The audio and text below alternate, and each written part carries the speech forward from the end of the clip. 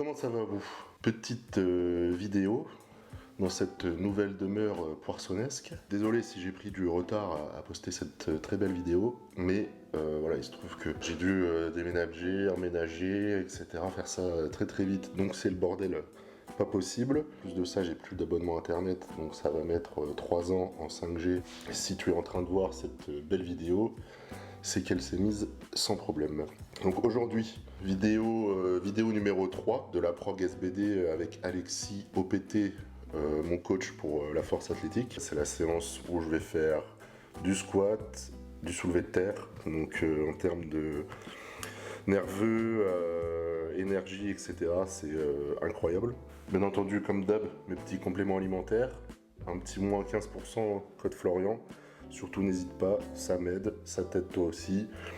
Sur les précédentes vidéos, j'ai expliqué un peu pourquoi j'utilisais ça, etc. Surtout, n'hésite pas à m'envoyer un petit message sur Insta si tu as besoin de conseils, quoi que ce soit vis-à-vis des compléments alimentaires. Surtout, n'hésite pas par rapport à Olympe. C'est avec grand plaisir de t'aider. Donc aujourd'hui, vidéo de la journée numéro 3. Comme je disais, je me répète, mais on sait jamais s'il y a des nouveaux. D'ailleurs, s'il y a des nouveaux, allez regarder les 2 autres vidéos avant pour un peu mieux comprendre la prog. Mais là, on est sur le jour numéro 3.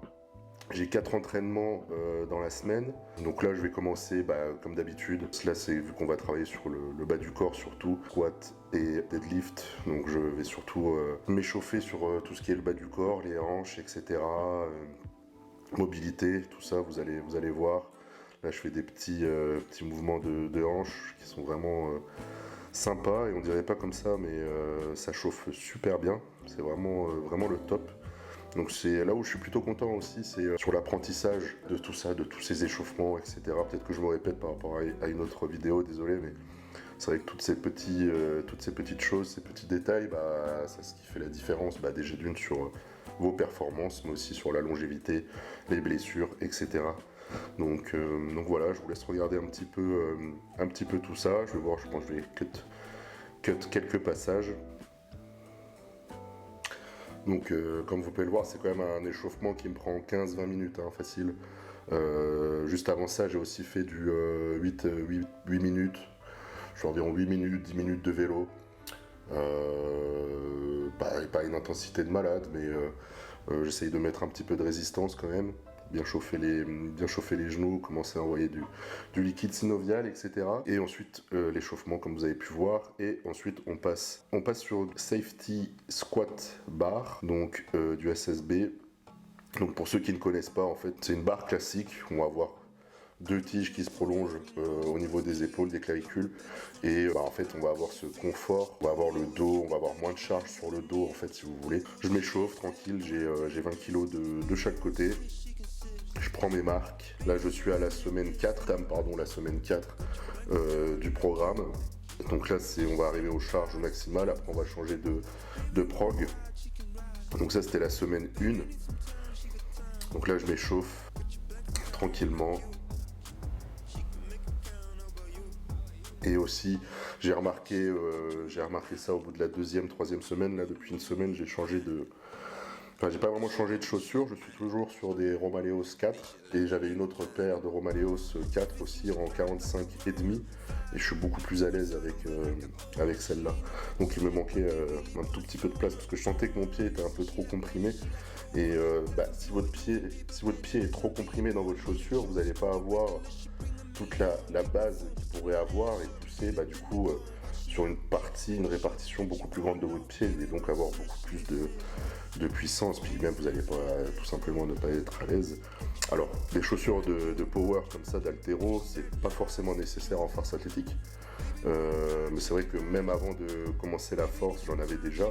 C'est vrai que j'aimais beaucoup le maintien, la petite talonnette, etc. J'étais vraiment bien. J'ai de toute façon une mobilité de cheville qui est très bien. Même dans le passé, je squattais déjà en chaussettes ou en Vans, toujours avec des semelles plates. J'avais jamais eu trop de soucis, mais c'est vrai que là j'ai une certaine stabilité qui est plutôt pas mal du tout. Donc là, en fait sur cette séance, j'ai 3 séries de SSB, donc je redis de Safety Squat Bar. Donc j'en ai une à 130 avec 8 reps à faire. et 2 autres séries à, je crois que je mets 140 kg, toujours sur du 8 reps. Et donc cette séance, je la fais le jeudi. Donc j'ai lundi entraînement numéro 1, mardi entraînement numéro 2, mercredi c'est off, repos total, et jeudi j'ai cette séance. C'est vrai que ça tire pas mal parce que le lundi j'ai déjà du squat. Là le jeudi, du coup je retape sur les cuisses de nouveau avec le SSB. Pas des charges de malade, hein, il y a 130, 140, mais sur du 8 reps comme ça, ça retape bien déjà dans les cuisses. Mais c'est la première des deux là à 140 kg.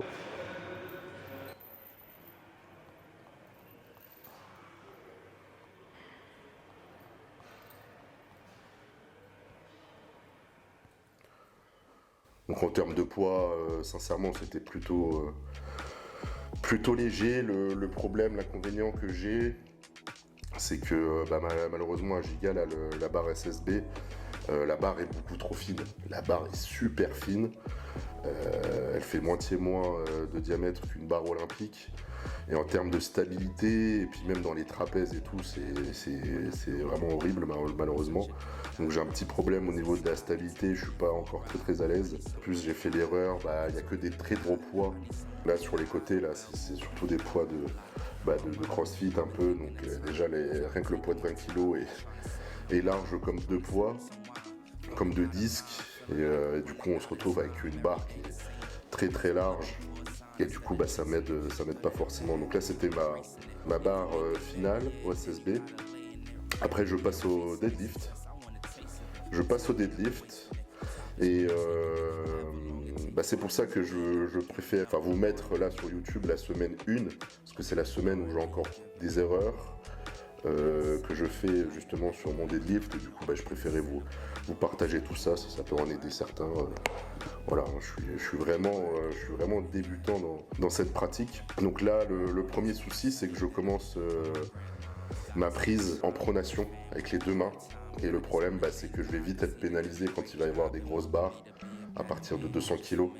Donc Alexis m'a dit de soit faire du hook grip. Donc du hook grip, en fait, c'est que vous allez prendre la barre, vous allez fermer, et vous allez fermer avec votre pouce par-dessus. Donc je vous dis sincèrement, je l'ai essayé. J'ai cru que j'allais exploser mon pouce. Ça m'a fait super mal, mais bien entendu, c'est normal. Après, avec la pratique, etc., ça sera beaucoup plus solide. Ou de passer sur du mixed grip, donc une en pronat, une en supination. C'est ce que je fais maintenant là depuis 2 semaines. Je suis passé sur ça. Je suis super bien. Le seul truc qui me fait un peu peur, bien évidemment, c'est avec le bras en supination où ça peut mettre beaucoup de tension dans le biceps. Et c'est là où vous pouvez vous blesser, mais bon, en même temps, ça fait partie du truc. Pas que tant pis si je me blesse, bien entendu, j'ai pas envie de me blesser. Et c'est pour ça qu'on y va petit à petit avec Alexis. Vous avez eu en fond les soulevés de terre et tout ça, j'enchaîne.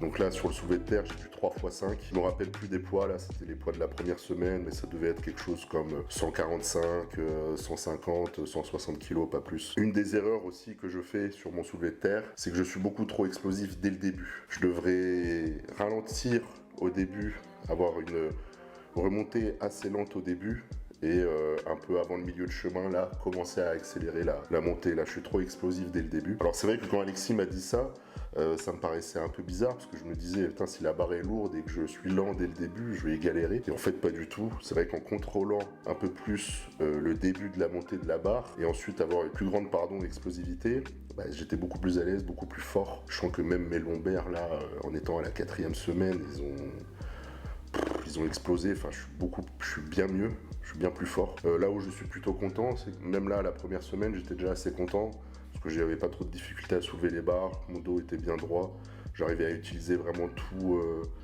tout mon corps, donc j'étais plutôt content. Là, la dernière série, c'est du soulevé de terre roumain. D'ailleurs, il m'a mis une tempo et j'ai fait de la j'ai fait de la merde, j'ai inversé.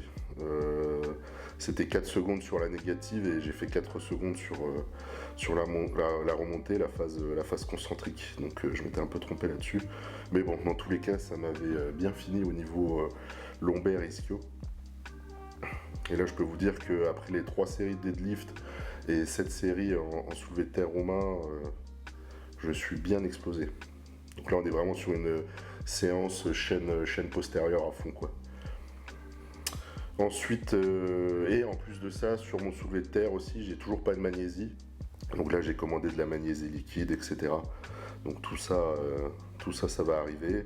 Et ensuite on passe sur du leg curl couché avec 2 secondes de contraction. Là vous voyez il n'y a pas super lourd hein, parce que franchement avec tout le travail que j'ai fait déjà avant, je peux vous dire que les ischios étaient déjà bien défoncés. Même là en termes de système nerveux et de fatigue, je suis déjà bien HS. Et aussi une autre chose que je voulais vous dire par rapport au fait qu'on y aille petit à petit, c'est que si vous voulez en termes de force musculaire, donc je vous parle bien de la force au niveau musculaire, ma force elle va très vite se décupler, elle revient déjà très très vite. Et tout ce qui va être tissu conjonctif, articulation, tendons, etc. Ça c'est des choses qui me mettent toujours beaucoup plus de temps à s'adapter en fait à cette force. Et c'est là où il faut que je fasse attention parce que c'est là où je peux très vite me blesser quoi. Là si vous voulez au bout de 2-3 semaines de squat je serais déjà capable de squatter 240 mais c'est pas du tout le but et il faut réadapter le corps. Il faut réadapter le corps à toutes ses charges, il faut réadapter les articulations, le système nerveux, etc. Donc ça prend du temps. Donc là j'avais 3 séries de leg curl. 3 séries de leg curl et à la fin je finis avec des abdos.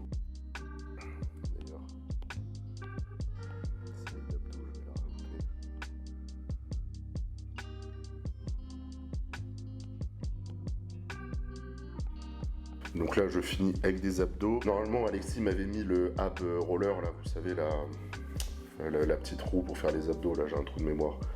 Malheureusement il n'était pas là dans la salle, donc je me suis fait un petit circuit moi-même, assez simple. Je me suis fait du crunch, un petit peu d'oblique, du gainage, petit rappel au niveau des abdos, parce que c'est super important bien évidemment de les bosser.